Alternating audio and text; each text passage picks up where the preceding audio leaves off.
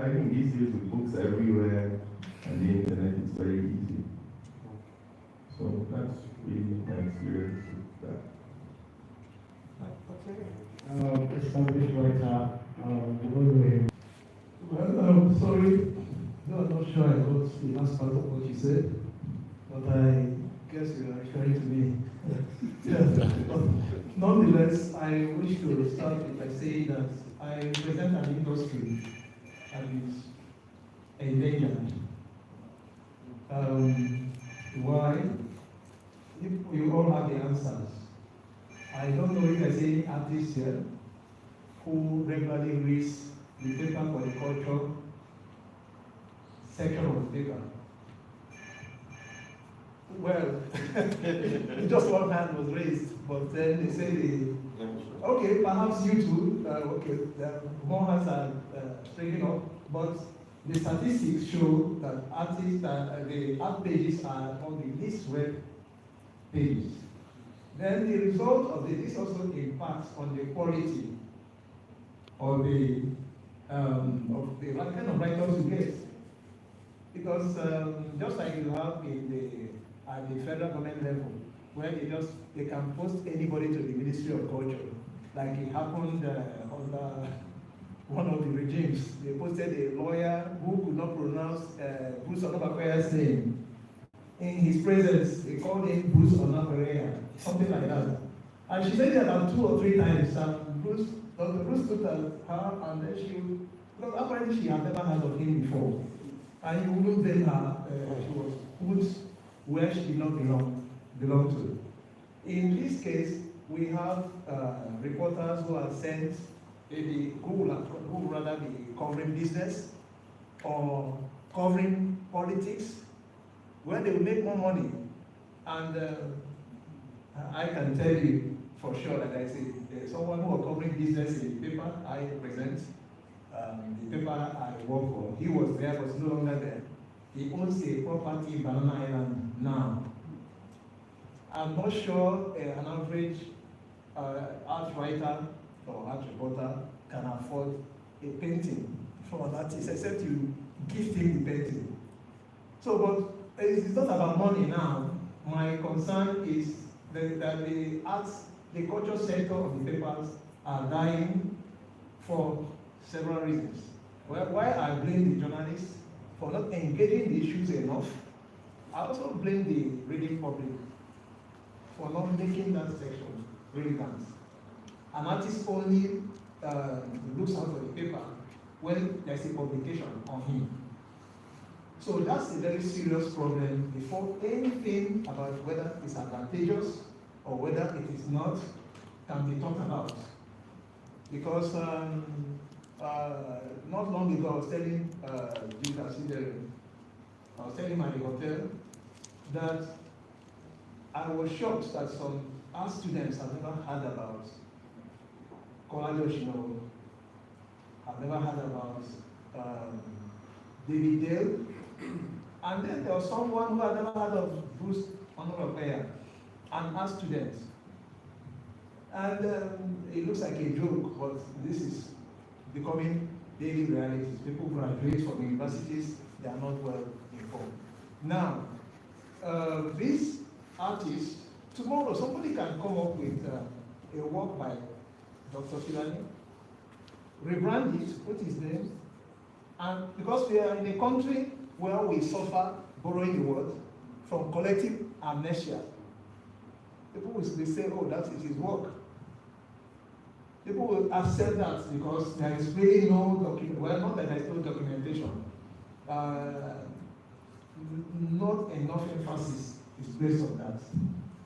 So I think this is where I want to focus on. Let me just add very little to that. You accused the buyers, yeah, they did not buy the newspapers.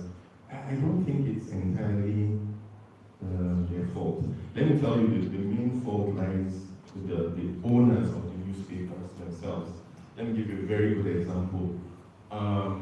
It's also inaccurate to say the arts pages do not make the newspaper sell. I was a reporter when I insisted on having the entertainment and art pages of while I was still in university, right? And from one page, it grew to 2 pages, went to 3 pages, to the point that after I was done with my service and I was in Abuja working for the same newspaper, then the advert manager, whatever, he's now in the House of Reps, incidentally, everyone's running away from the media.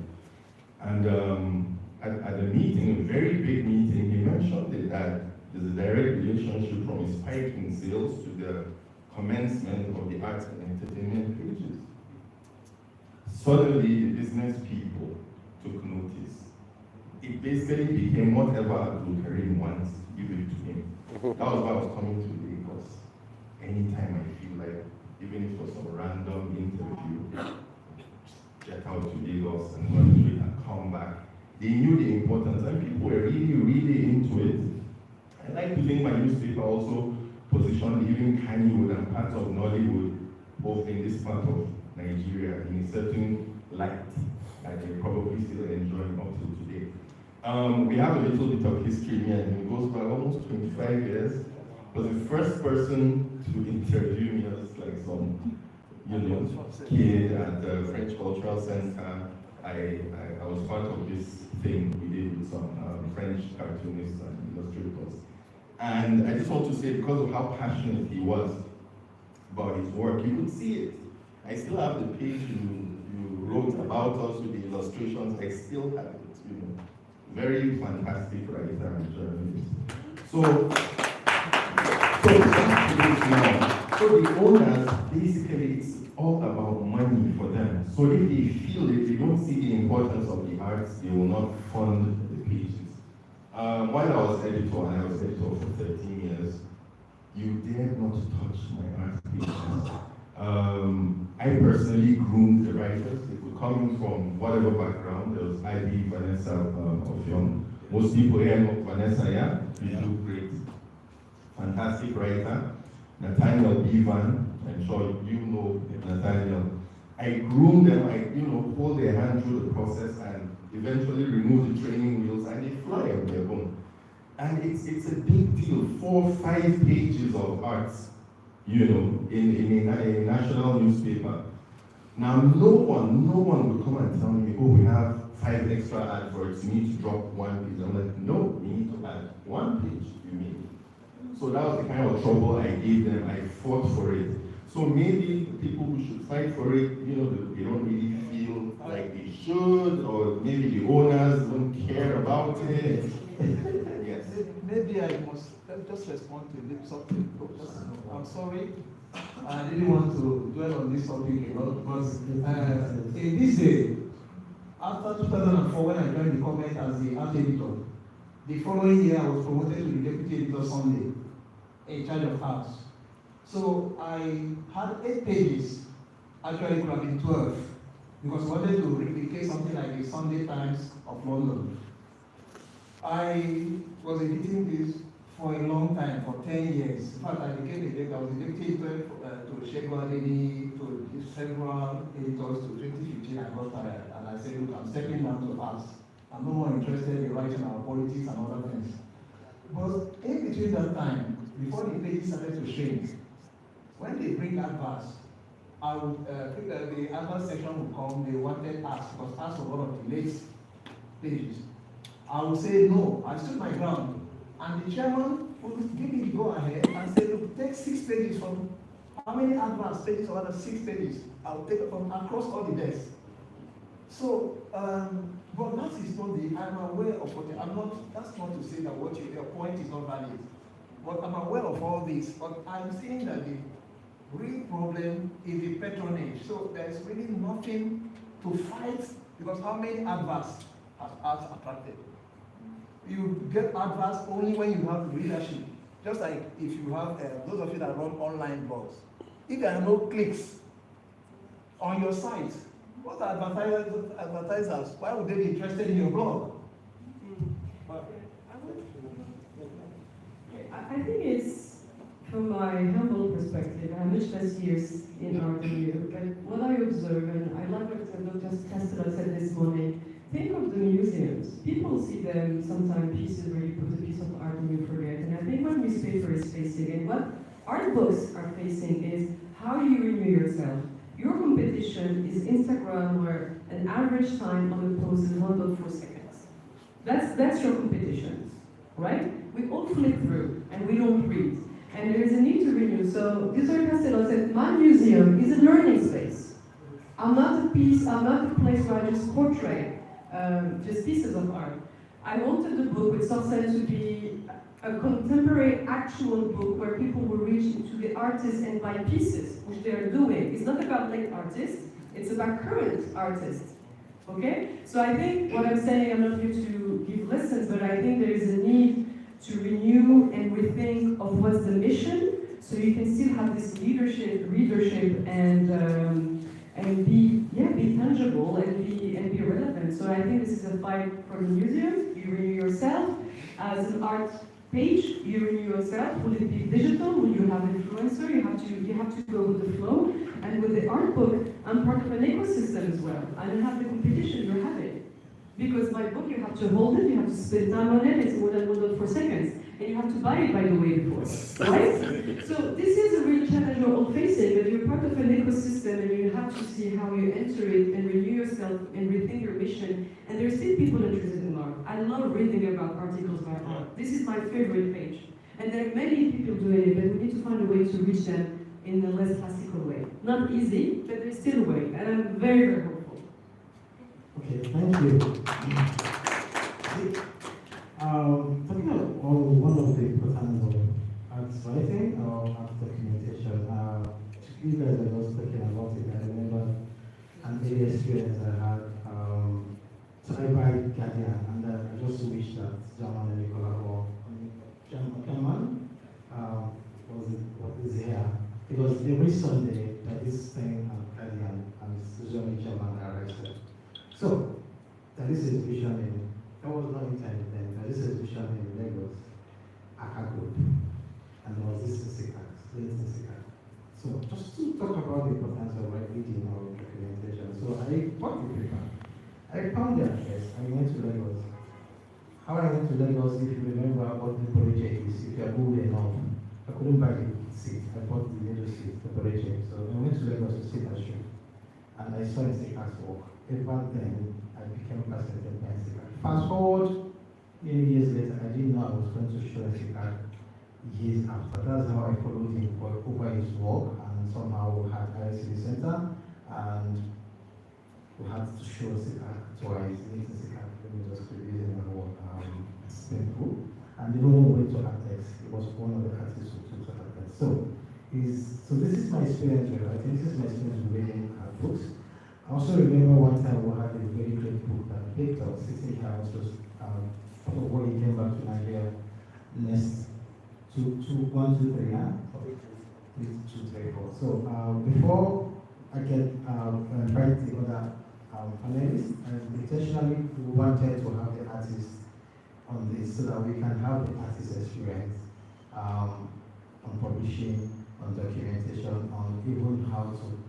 What they went through to even have their book. Do you have your book here? Yes, well, please. I would like to throw it open to the audience for 2 questions specifically, and then I'll invite the other panelists. Okay. So,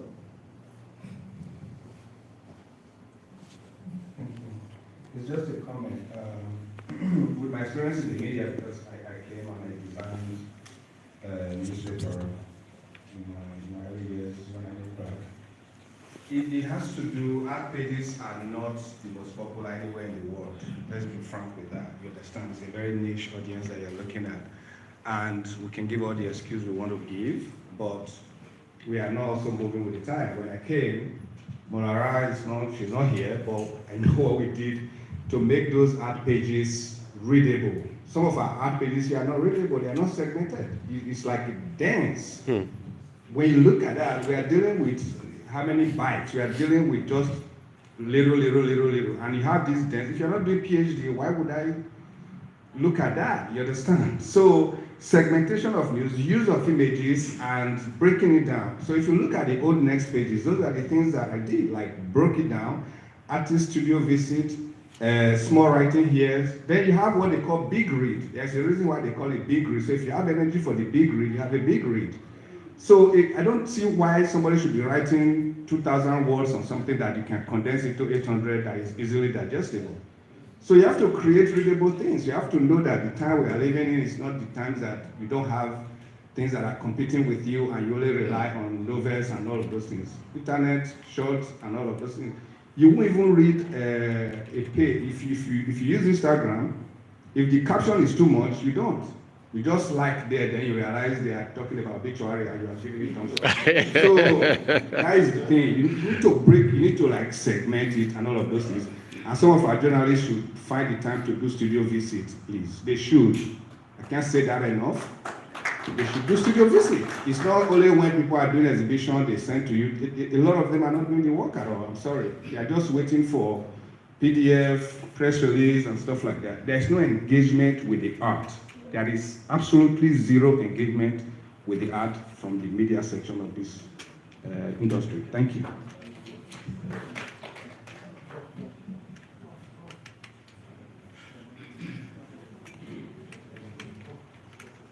Yeah, good evening. Oh, sorry, good afternoon. I would just like to speak from the teaching institution, and because a number of references have been made. And just to say that we have a lacuna really in the art schools where the professors of art do not visit artist studio. So really it's a big problem. In Zaria we have in Zaria we have close to 60 lecturers of art. Can you imagine that? We have a department of artistry that gives first, second, and third degrees. And I humbly submit that I'm one of the oldest lecturers in Zaria. And in the past 30 years, no art historian has visited my studio. My colleagues, okay, maybe familiarity breeds contempt. But in the area of scholarship, there's no excuse. So we have a serious problem. And to link up to how the media promotes art. In 1989, I had my first solo show in Lagos at the Italian Cultural Institute, November 18th to be precise. It was German that reviewed my exhibition. And I remember up to now that singular solo show defined my artistic career in 1989.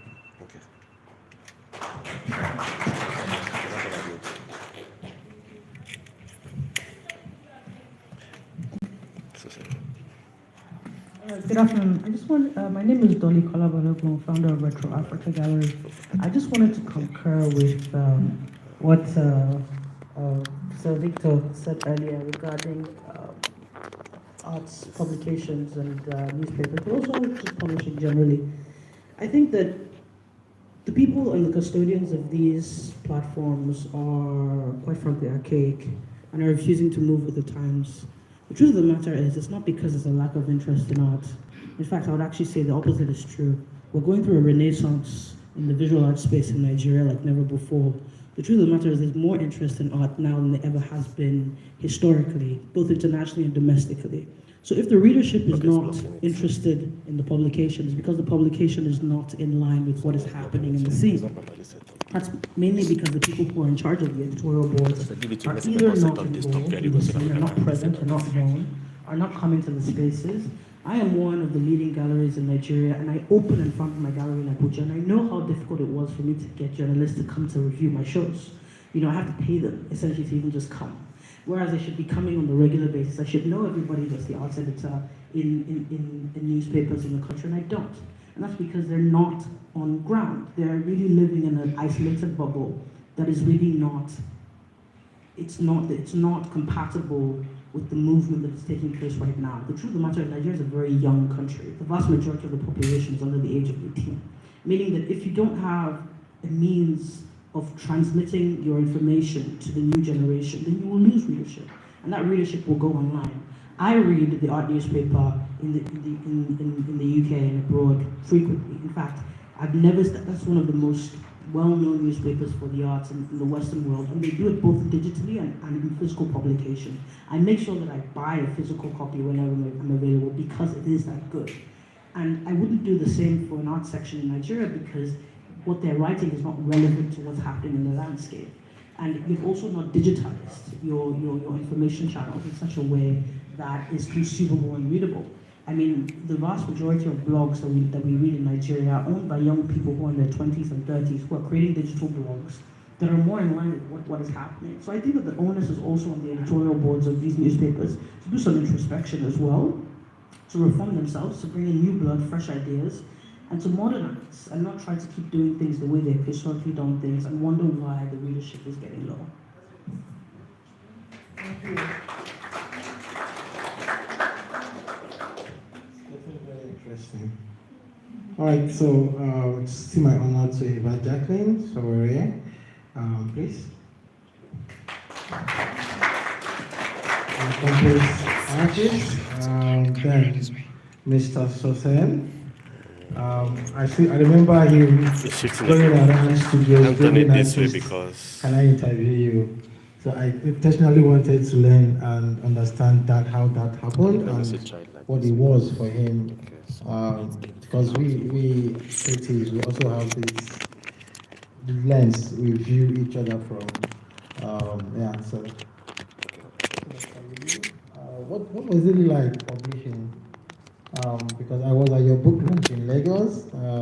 You had a book launch, and I must really commend her. She inspired Abuja Puna is on Billboard. I think it was inspired by her. I actually screenshot her Billboard in Lekki and sent her. I said, big girl. So you are doing Billboards. I mean, this girl. So coming to her book launch and I saw that big long Billboard. I was okay. So if she can do it, we can try it here. So you see? Thank you. Right, so. Hello. Good afternoon, everybody. Thank you for staying till this panel session. If I would say something as to what everybody else has said, is that times are changing. Times are changing, and we need to change with the times. I was telling Dr. Fulani here that I happen to be at a point in my life or in my age or my career where I can fluidly mix with the Gen Zs in quotes and then mix with the older generation, because thank God for the gift of youthfulness and the ability to understand younger people. There's something that's going on with their minds that we didn't quite have the privilege of experiencing, because we grew up without the internet. These people are growing with the internet, and the way they are able to multitask and seamlessly include these things into their practices, into their way of life as artists. That's what I'm talking about now. It's something I'm still trying to catch up with. The fact that an artist is a full-time artist and then they still have a full-time exposure on social media, they're documenting their processes, they're doing it very fast. And nobody has time to really be scrolling through. In fact, even when you publish books, nobody has time to be doing like this in slow motion. They're doing like this very fast. They're scrolling. If they catch something catches their attention, they'll stop for a few seconds. They're not. So we have to actually change with the times if we want to really, really, really get results where that is concerned. And that actually, you don't have to change by yourself. You can hire new people to be in your team, young people to be in your team that can tell you, let's try it like this, and be open to doing what they are suggesting, because they know something that we don't, unfortunately. And Nigeria has a culture of looking down on young people, and it's very bad. And so if we can keep talking about this from now to tomorrow, if we don't accept that young people can bring something to the table, this problem is not going to go away. And back to my book, the challenge of doing a book. So one of the things I learned in school was that all our great artists before me, all our senior colleagues, the founder of modern art, or everything, one of the problems we had in art school was we're studying Art Across Times. I don't know who remembers that book. We were studying Art Across Times, and we're not studying any book about Nigerian artists. I mean, you are doing art history in school, and you're reading about people out of the country who don't even know anything about you or your country. And we're not talking about our own people. And the only time I even learned about our own people was maybe in final year or in secondary school art classes. And it's quite something that was very unfortunate. And the problem was documentation. Documentation because at the time, people didn't have access to cameras, phones, videos. It wasn't that easy for them to document. So a lot of their practices were lost. A lot of their work was lost. Like my senior colleague here, Mr. Victor said, he said somebody can actually just pick somebody else's work and claim the glory for it. Everybody can forget. Because all those things are archived there at the bottom of, nobody was really documenting all those things. So that actually inspired me to, document my work by myself, because you cannot be waiting for anybody. You just heard that nobody's visiting anybody's studio. Nobody's coming to your studio. So if you wait, for when somebody can come and write about me, it's probably never going to happen. So I decided it was quite an ambitious project, if I might say. I didn't even know the magnitude of what I was getting into. And I just thought, I've practiced art. This was in 2021. I said, I've practiced art for 10 years. Let me just merge all my work together and publish it. Let me have, art scholars, respectable art scholars, write about my work.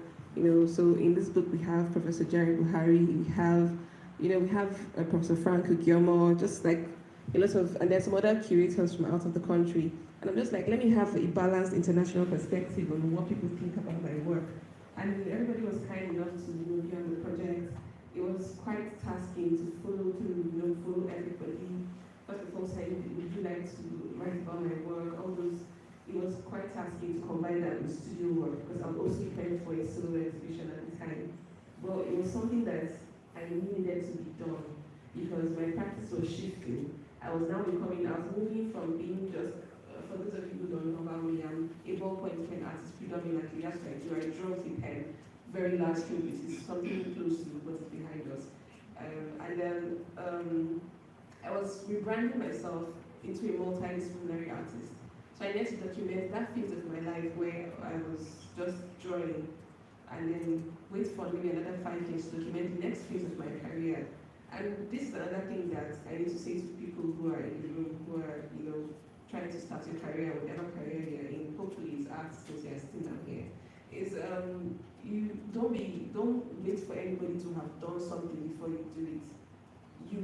Once you can think it, you can do it. I know that's a cliche statement, but you would get discouragement if you start to tell people, because people will think about it from their perspective.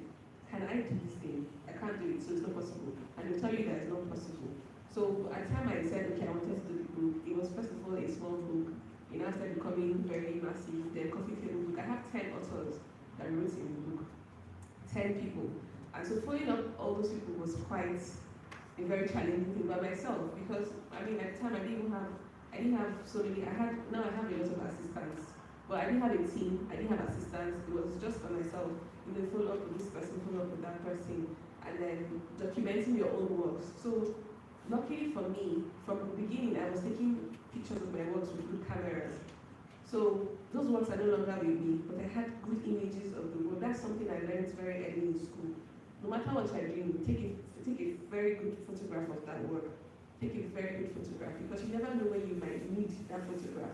So I went back and picked all those photographs from the early years of my practice, 2010, and then everything was able to come together in print. And it was quite expensive to do, because I believe that if there's one of my friends in the she will tell me, Jacqueline, either you go big or you go home. So if you're doing something, I believe in excellence, which is another thing that artists take for granted. The fact that you're creative doesn't mean that you should just do everything and expect people to appreciate it. You put in your best every single time you have the opportunity. You put your best foot forward. Maybe 5 years from now your best foot may not look like any foot at all. But at that time, it was your best effort, and I believe that the best, I should go for the very best when it came to publishing this book. And so I looked at the publication houses in Nigeria, who can do this book for me, who can do it. And I wasn't finding the quality I wanted. So I said, okay, let me push and see if I can do it out of the country. It was such a very terrifying thing to do at the time. And I'm like, okay, let me see how I can do it out of the country. Luckily for me, I was able to team up with a group of publishers in Dubai, and then we got the book printed and sorted out. And thank God I was able to sell work enough to print it by myself. Now all of this happened by myself, no funding from anywhere, no funding from anybody, just by myself, no sponsorship. Although I was looking for sponsorship at the time. But if you are not known in Nigeria, nobody wants to put their name near you. So it was something that, because I believed in it, I decided to go for it. I mean, a lot of artists will have that money and use it to build, buy land, buy a nice car, do something nice for themselves. But I figured that that's a sacrifice to my own practice. A sacrifice and dedication to my practice. And so now, I didn't produce the book for sale. I produced 850 pieces because that's all I could afford to do at the time. And yes, at the book launch, we sold quite a number at the book launch, but that was because I don't get hungry, let me be able to find my transport back home. But after that, I decided that this is going to be like a collector's item. So when you purchase my work, this comes with the purchase. Like I give you a key, so you have my work, take this with you, apart from the certificate of authentication. So that has become a very good branding thing for my work, because I don't know how many of you had the chance to actually hold the book. It's not a small book. It's not.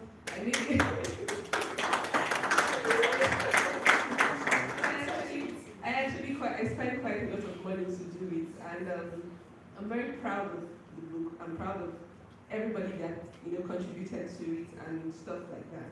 And I'll just use the opportunity to say, once it comes to you and your practice, don't be miserly.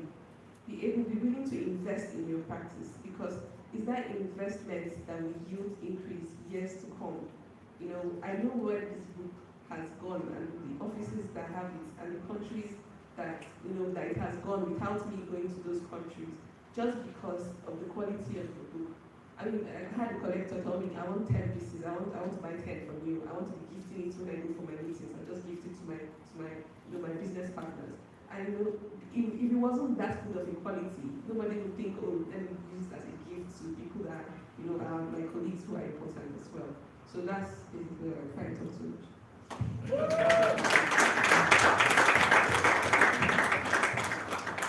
Mr. Hussain? All right. I think a lot has been said, and I'd like to give a brief history of what we did.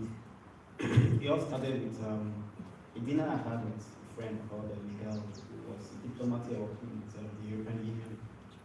And I asked him to write for my exhibition then, that was in 2016. And he wrote the AC, and I sort of liked it. I was like, wow, why not write a book since you can write this well? Like, it looks awesome. We can actually do something together. Really? Okay. But are you sure I'm good enough for you to align with you to be an author? Why not?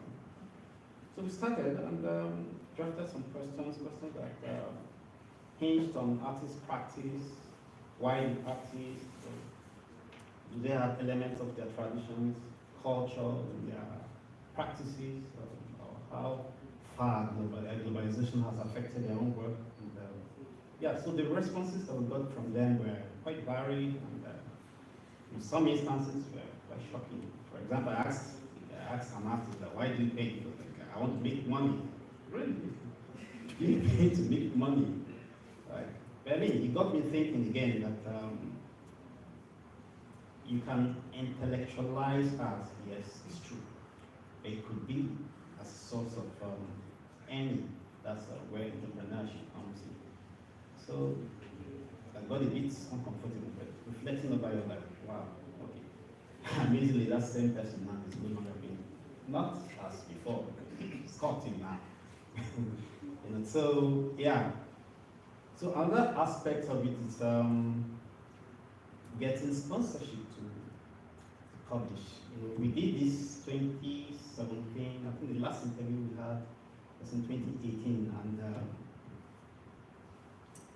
yeah, we got a sponsor, but somehow the conditions sometimes where it's like we have to change this, we have to do this, you know, because we're putting money for this, and that's the reflexes of the thing. Like, yeah, and at that point, my friend like looks us and leave this, like whatever you, you think you want to do with this, like it's up to you. You know, left me, and so I left the book in my hard drive.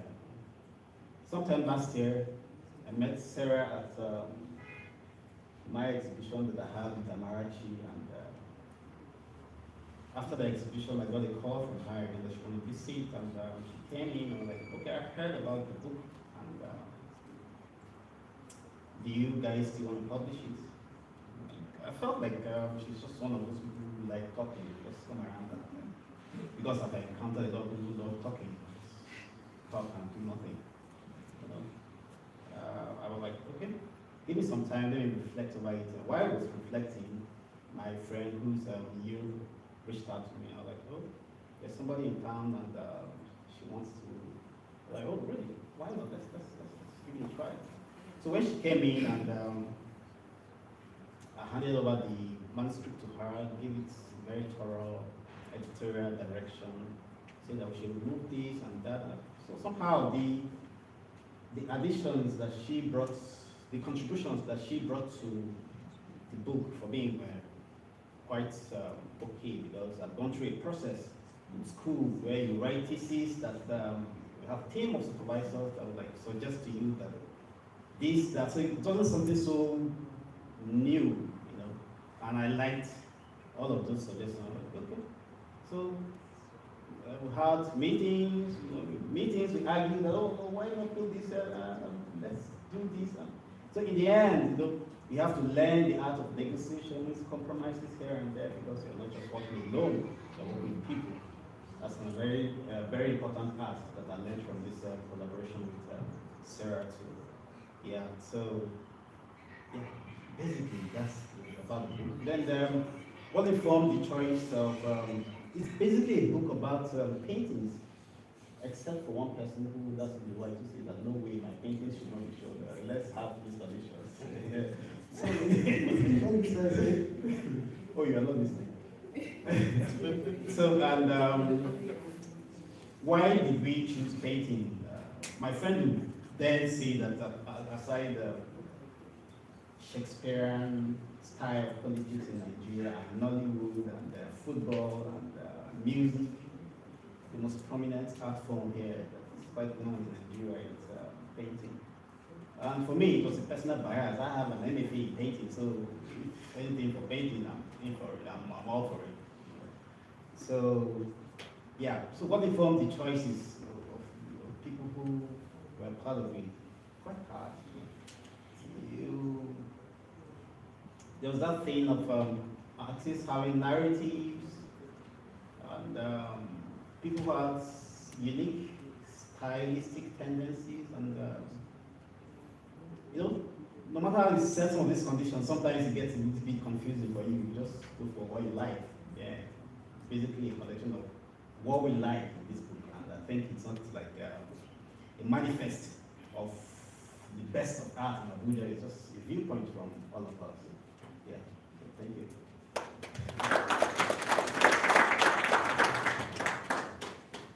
Okay, so just to be open again for 10 minutes to the audience. Any question, contribution, publication, critical documentation.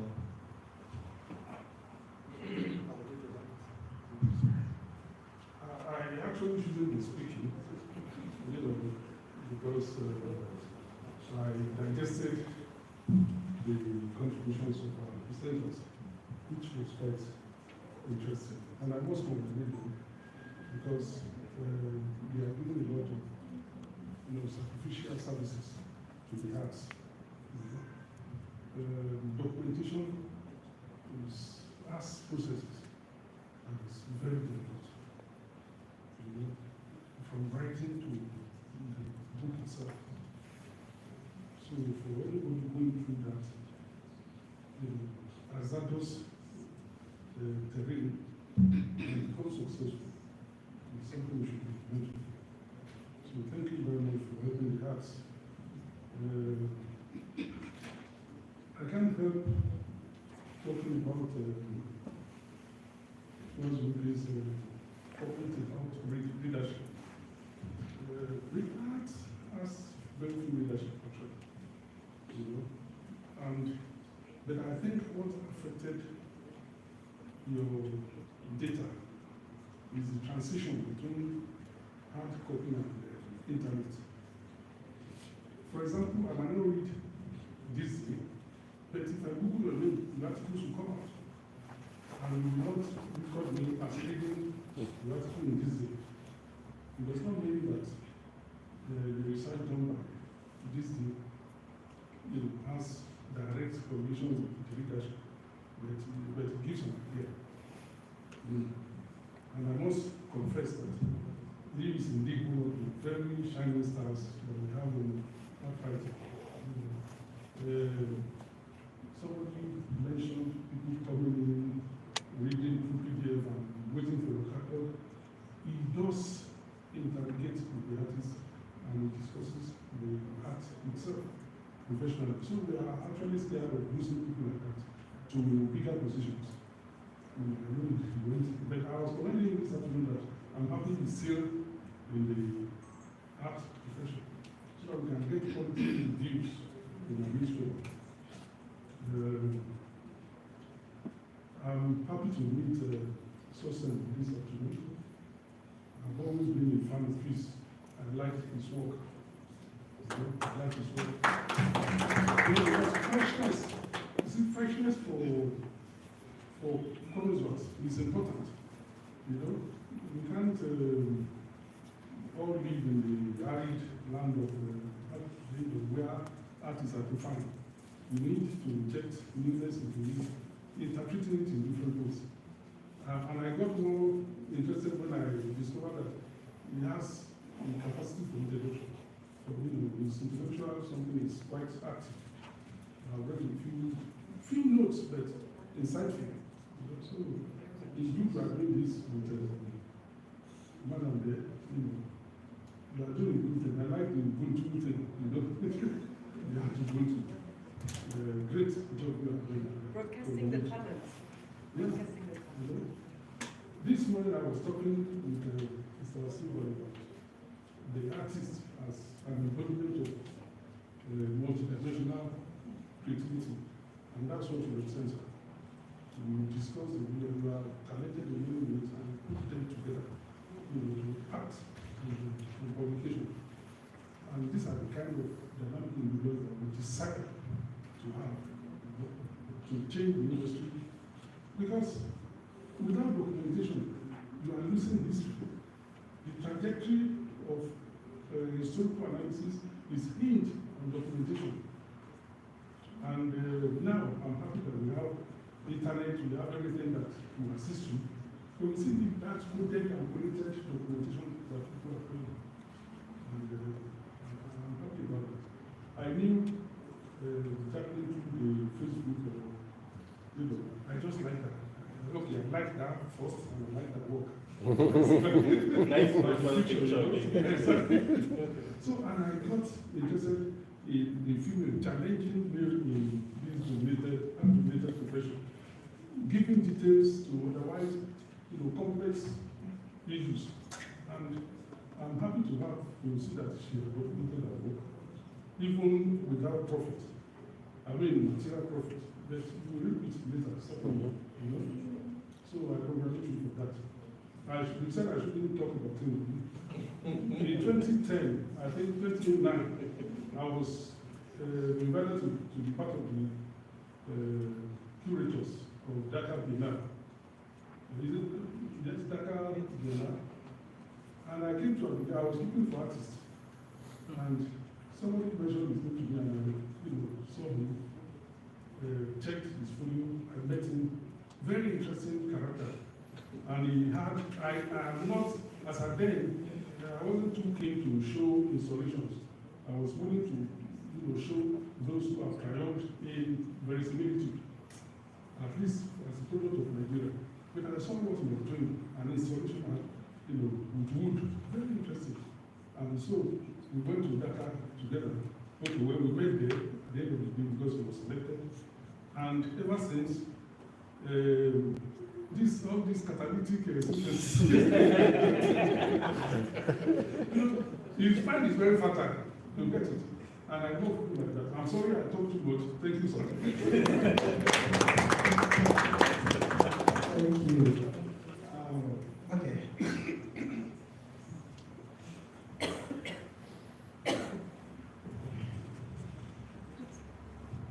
Thank you. I have a few questions for everyone on the panel.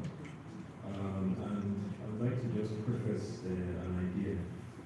Do you think as art lovers, the art world, that we have the curse of knowledge? Then let me ask my questions. Do you think art lovers understand everything they need to consume the art, to the artist's satisfaction? That's one. And then, are there enough pointers to learning resources for people to get what is necessary, to learn what is necessary? That's my question.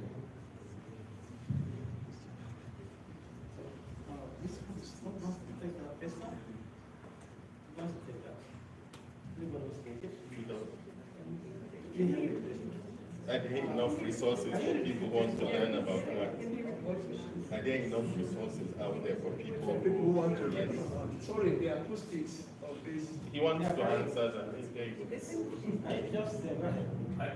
Okay. Sorry, if you could take your question. The acoustics. Oh. Can you say without a mic, maybe? The voices. Can you hear me? Yes. Okay. What do you feel about the curse of knowledge that we have in the industry? Does anybody need an explanation of what I mean by that? If not, curse of knowledge. Curse of knowledge. To be cursed by a lot of knowledge. Most artists are hyper aware, knowledgeable. Okay, I think I need to explain that. So what I mean is that because I know something, I assume that someone else knows something, and that may not be the case. That's what I mean by curse of knowledge. So we know things here in this room, but if we go outside and speak about civilians wouldn't really get. Civilians, yeah. Are we sure that they know what we're saying? That's one thing. And then, do you think art lovers understand everything they need to consume art to the artist's understanding or to the artist's level of understanding? The last question is, are there enough pointers to learning resources? Are there enough pointers to learning resources to get what they need to understand? Well, I don't know. First of all, these questions are a whole panel. It's a panel question. Your questions are a whole panel. Yes. I think I saw the relationship between the first and the second. I don't know if I'm wrong, if I'm the only one seeing it that way. But talking about what people know. Okay, people here are what they call the cognoscenti. If you permit me to use the Italian word, cognoscenti, those who know, that's literally speaking, those who know about something, or the initiates in art. But I'm sure, so Prof will agree with me, that art is about distilling impressions, distilling them into relatable forms to people. And I think it's a little bit pretentious for two people to claim to see one thing exactly the same way. We may get to an exhibition hall, see an artwork, and we are both attracted to it. And we may both vote that artwork as the best, but that doesn't prove that we see it the same way. Then on the other hand, there are also situations where people enter into an exhibition hall. What are people seeing in all these things, all these forms? Because their senses are not directed to that. And people talk about things growing up, art growing up on people, and I think this has a lot to do with exposure, early exposure, from maybe childhood or even in adulthood, cases of adulthood, being surrounded by artists. So I don't think, even if you organize mass programs, at the end of the day, you may have what you may see like the emperor's new clothes, where people will say, oh, you know, because the emperor was naked, but the courtiers didn't want to be known to be stupid. So everybody was agreed that the emperor was wearing a beautiful clothes because everybody was naked. So if you don't want that kind of hypocritical situation where people will get to say, oh, this artwork is fantastic, but just to appear as if they belong, I think these things should be allowed to be organic. Either, from the first example I gave, catching the young, then also immersing people in art. But I don't think it's something you can force intellectually. My opinion, actually. Okay, so thank you. Just if you have a closing remark, so I'll just drop off. But before I ask the panelists a closing remark, the last question you said, are there more pointers, right? The last few times I've traveled, I also studied cultural management or art management.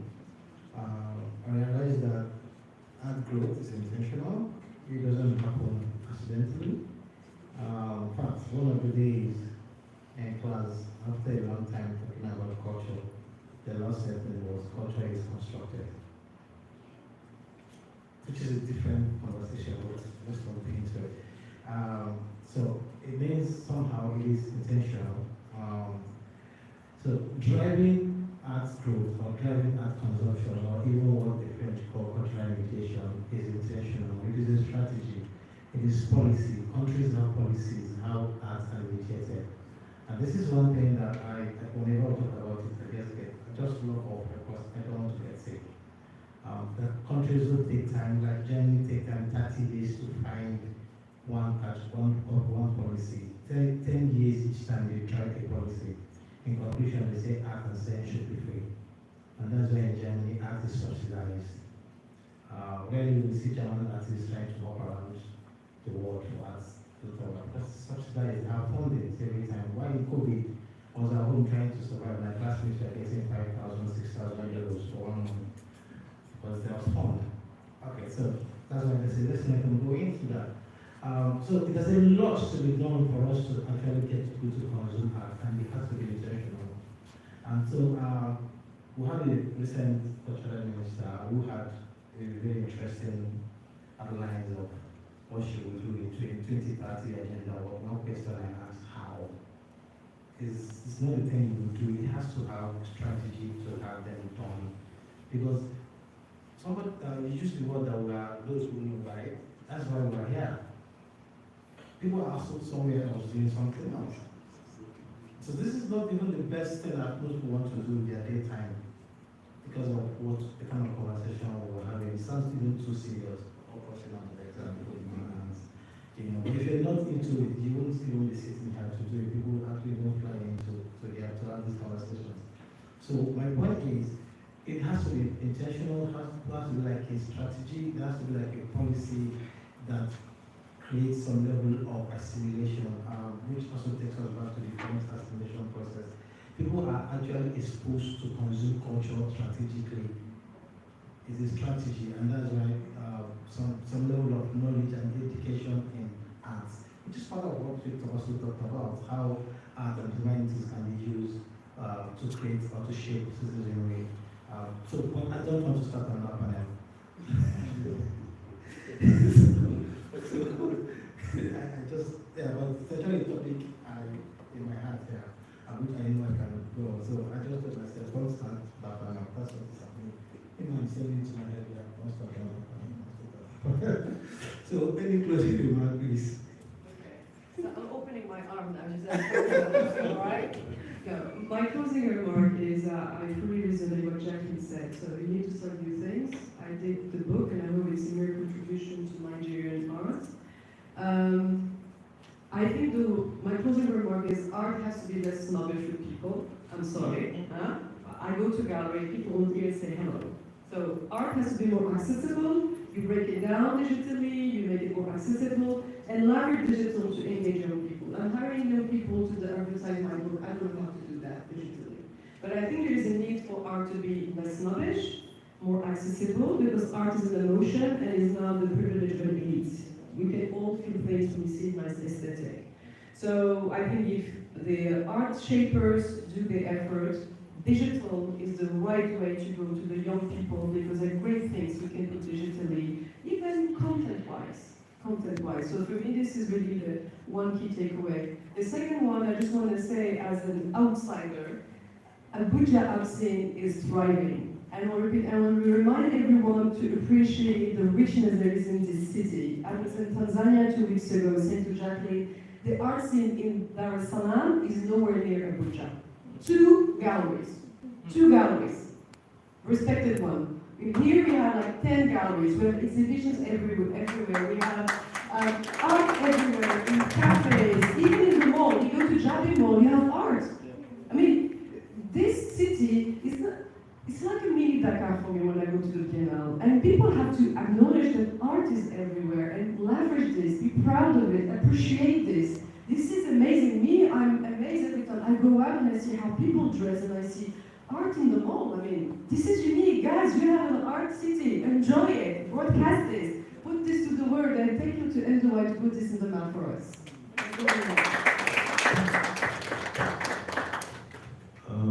All I'll just add to that is for artists generally to be, you said art needs to be less snobbish.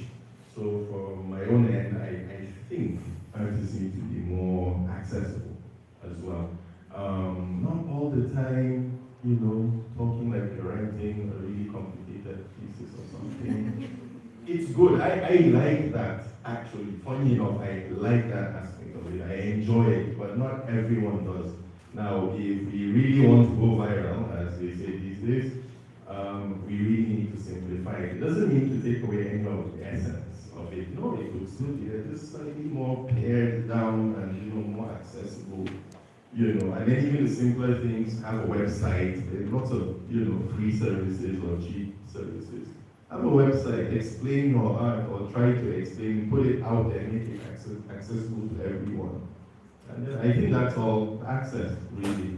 We do this for people to consume, for people to experience. So the simpler, the better.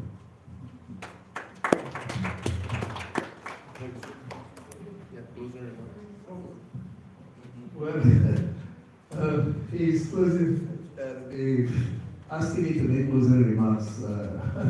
It's almost like as contrived as a boy was asked to do a vote of thanks. So he looked around and he was surprised. He never heard of the word vote of thanks. So he turned around and said, please, those who want to say thank you, please raise your hands.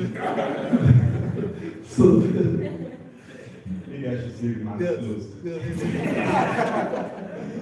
Anyway, I would like to respond to what Mr. Shevin said the other time about cost, right? And, my interpretation of that is more of what's going on with contemporary art world now. And it seems that we artists are sort of being bullied. It's a cultural banditry or cultural that is going on that you have to make sense. I as an artist, I'm not under any sort of obligation to make sense to you. I can think that, okay, this is what I want to say to you. If you understand, good. I mean, alhamdulillah. If you don't, maybe you have to come back and look at me again. So thank you so much, Inua, for this amazing Abuja Open Art.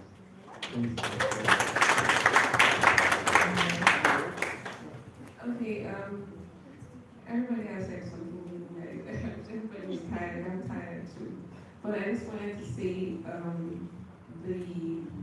referring to the last question he asked about making art accessible, she has said something about art and in its entirety being a little snobbish, not a little, being snobbish. And, we can't thrive as an ecosystem without outsiders. I don't say outsiders, I say very likely the word outsiders, because artists need people who appreciate the art.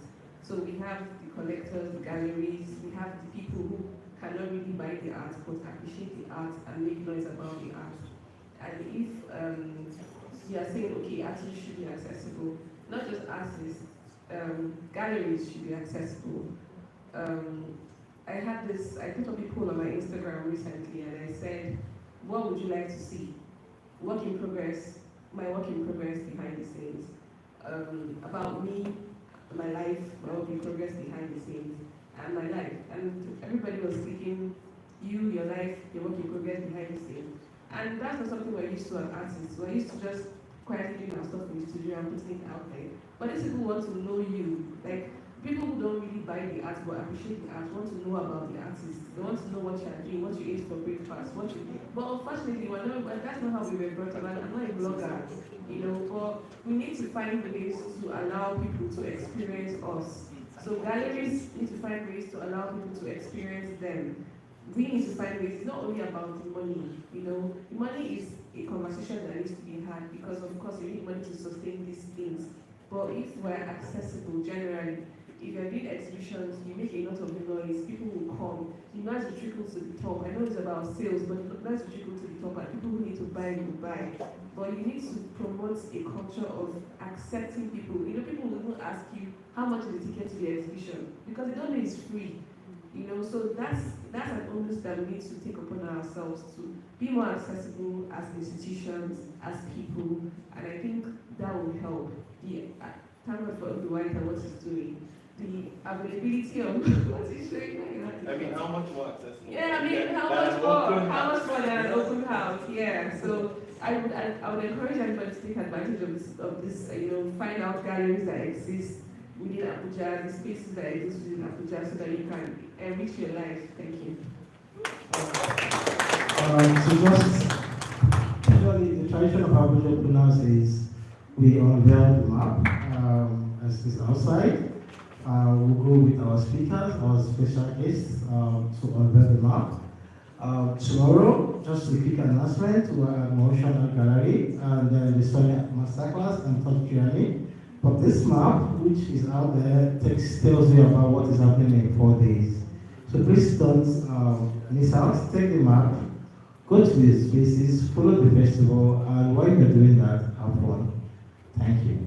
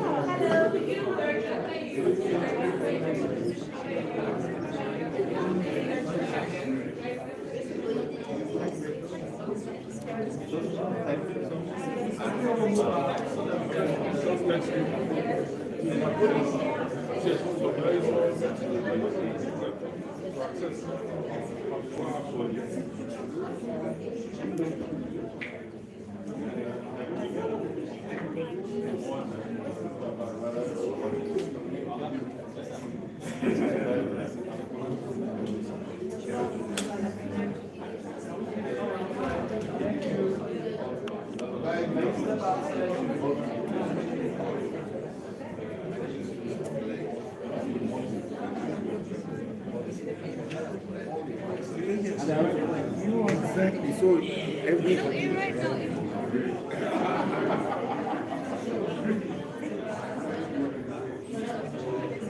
Like I would like photography from the photographer. What I did is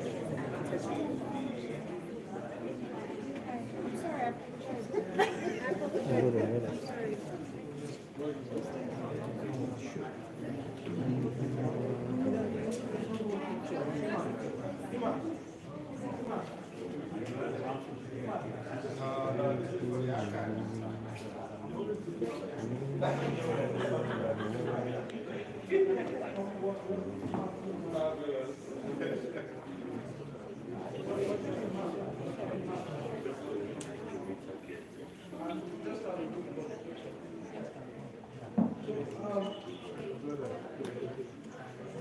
Just before, because the day wants to part of the link, can we just take a group picture on our page while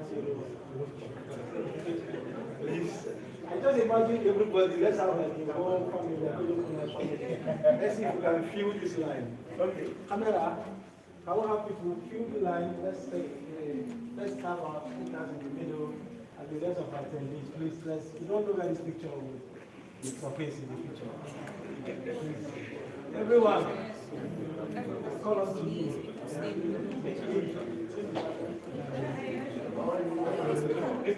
Everyone, please.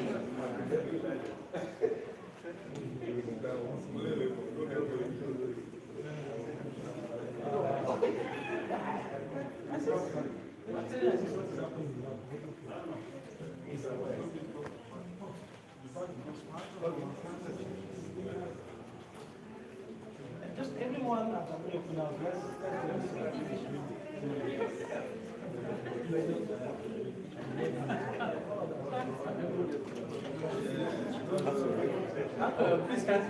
can you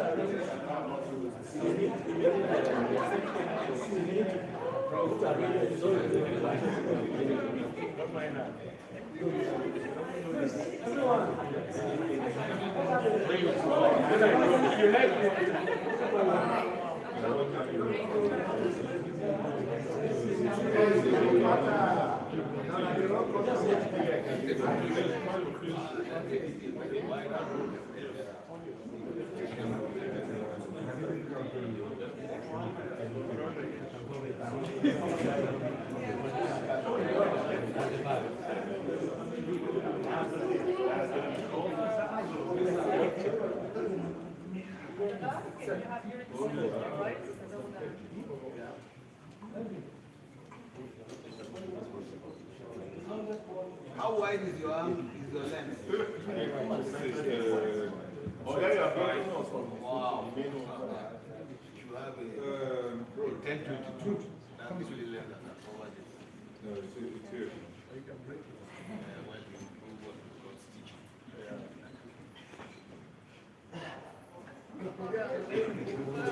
Are you ready? Are you ready? say that again? So can we say Mushin? Mushi silent.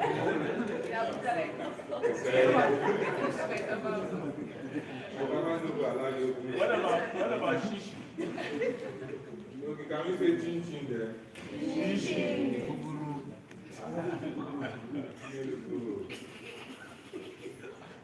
Beautiful. Afro just joined.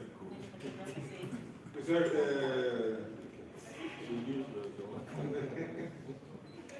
beautiful. Beautiful. Thank you.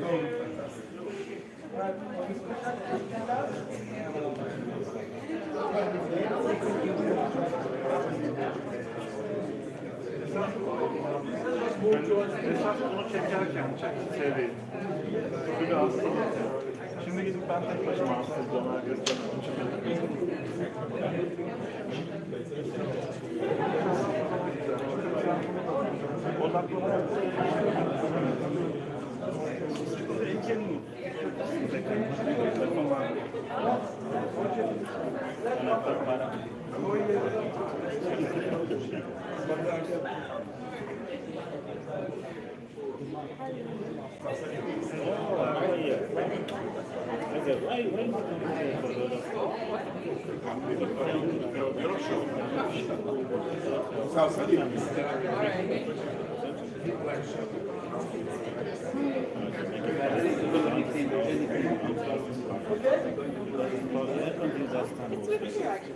Okay, I've sent you a few messages. Yeah, so yeah.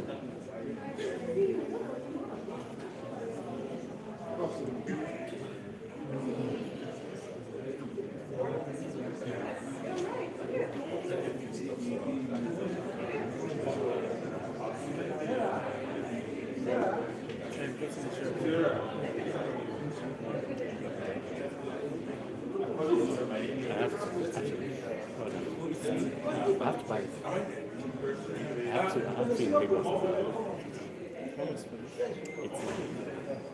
It's better than putting it.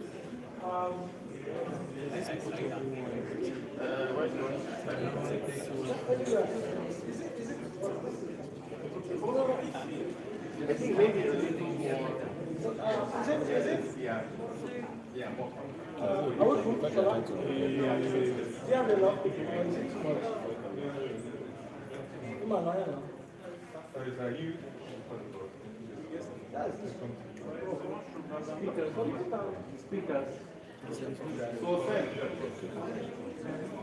Is it getting this one? Sending this one.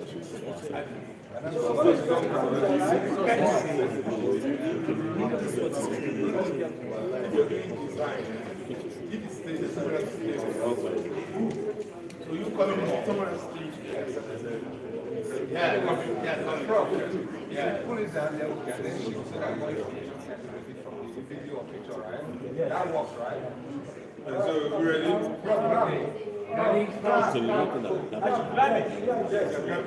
So you didn't tell me how much I paid. How much I spend on Abuja. So give me an A, B, J.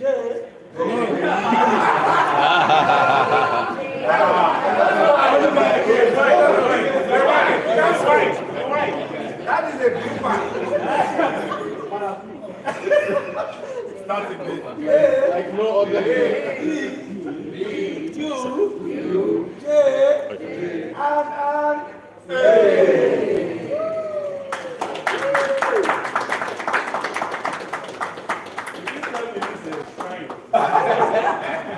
And you are the actress.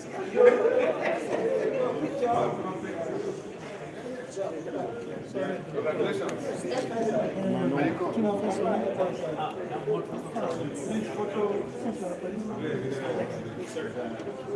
Can we use this for the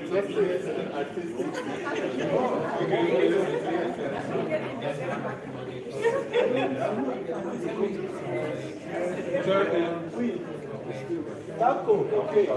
Okay.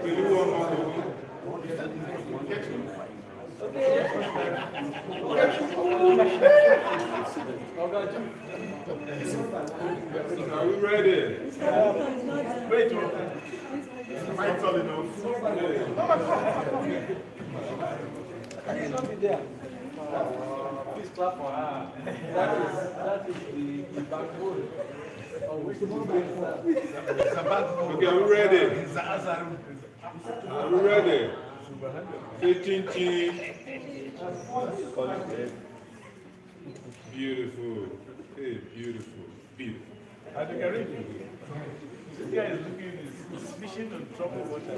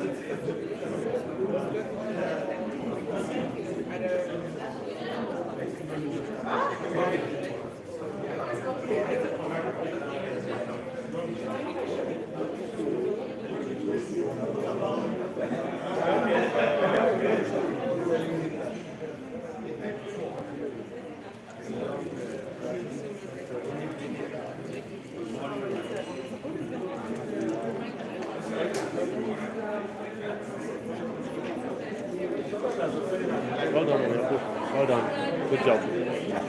Congratulations on your award and Thank stuff. you very much. It's been a while. It's not easy, but we have to be Well, proud it's of been a it. while or not. Congratulations. And I mean, you see, I was talking to Mr. Imam Silva. I said, the things you said and the things the other lady said, those are the gospel truths. Our media houses are not involved. They don't realize that they are writing for the public. You know, that they are writing for the public. Yeah. If you don't understand what the public wants, then you're You just... cannot access them. And the public is young people. Yes, we've said this one now. Sorry, I'm trying to catch people. Yeah, please, go ahead.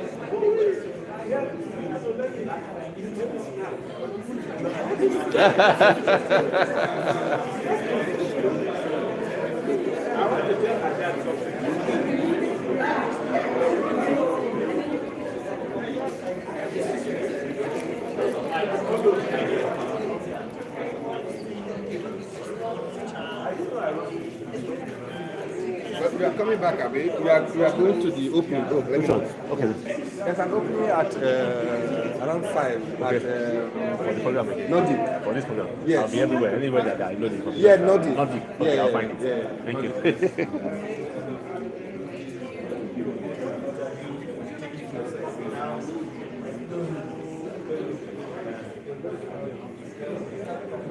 Nodi.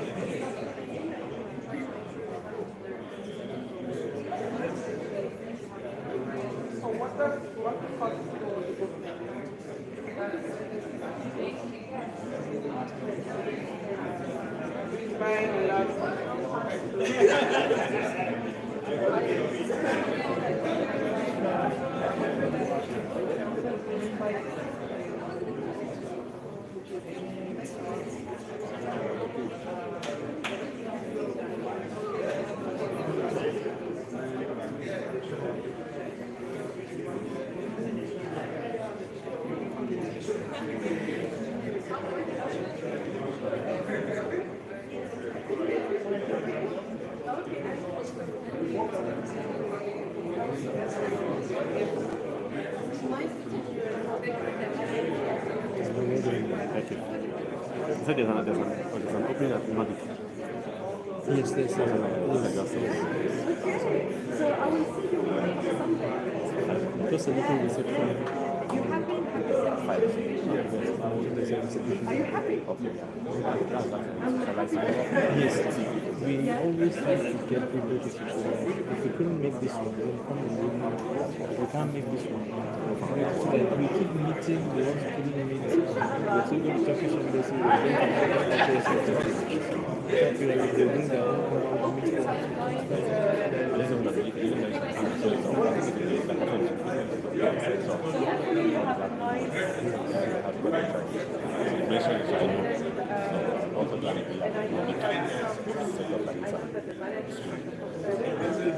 They like the work.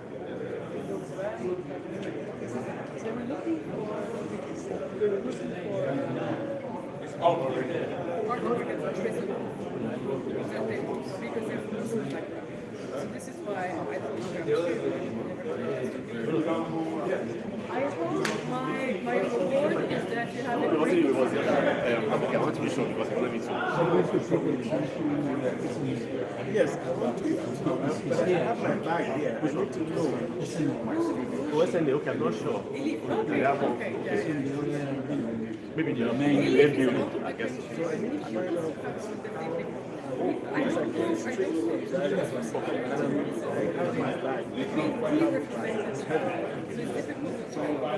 there,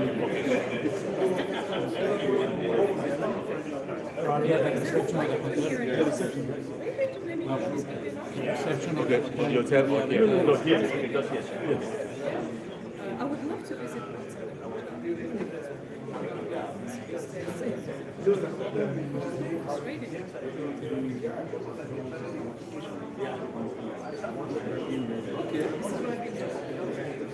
So hopefully I'll make it there. I'll see you on Sunday and wish you a wonderful exhibition. I'm glad you made it. You see that? The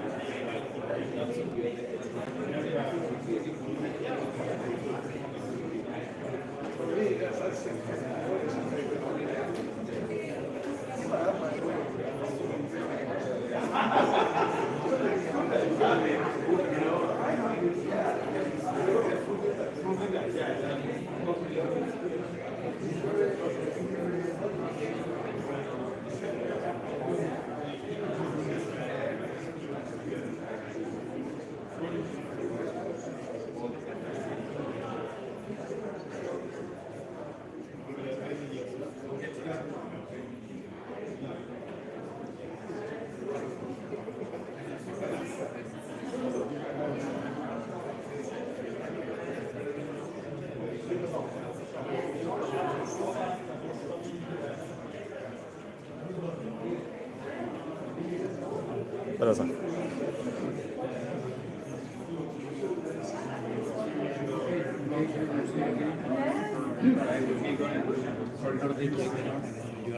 I'm not sure. I'm not sure. Are we good? Can we or are you children who can afford to buy a painting? When I was there, I didn't even like. Sorry, Mr. Chairman. Okay, my bad. Okay, so where is it? You're still there, yes. Yes, sir. Just a minute, sir. Let me go and pick you.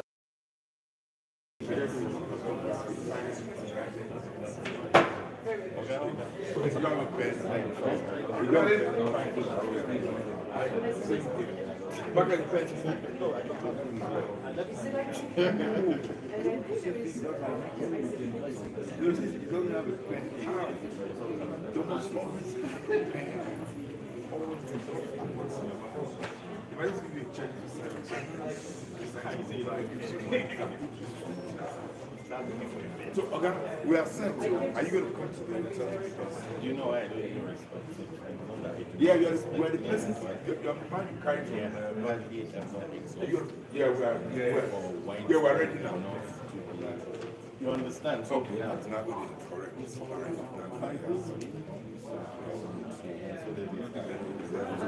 But it needs to be more. Where would I carry from? I would like you see your buy back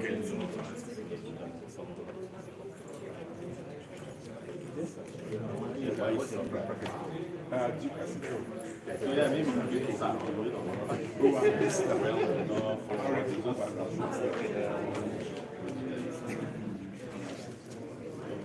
Let's do and then the functional which of type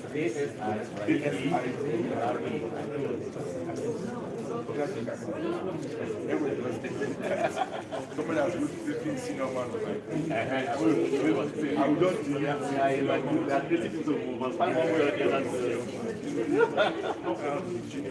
But you know, what do you mean? I also. Are you coming to the show? Yes, yes, yes. Well, my session Frisco Street. Fraser also. I'll come. I'll come to Fraser. Tomorrow I'll just do something. I will only send the money to they didn't give me an account number. So it's I paid I'm gonna buy it because I said for 5,000 3 days ago. I'm like, but now no, it's printed. that's what we're doing. That's what we're doing. Yeah, honestly. We have a dummy right here, so we just do it. Thank you. Just pay for us. Yeah, thank you. We're doing like 500 pages. Yeah, the full book, we're not playing. Somehow my staircase.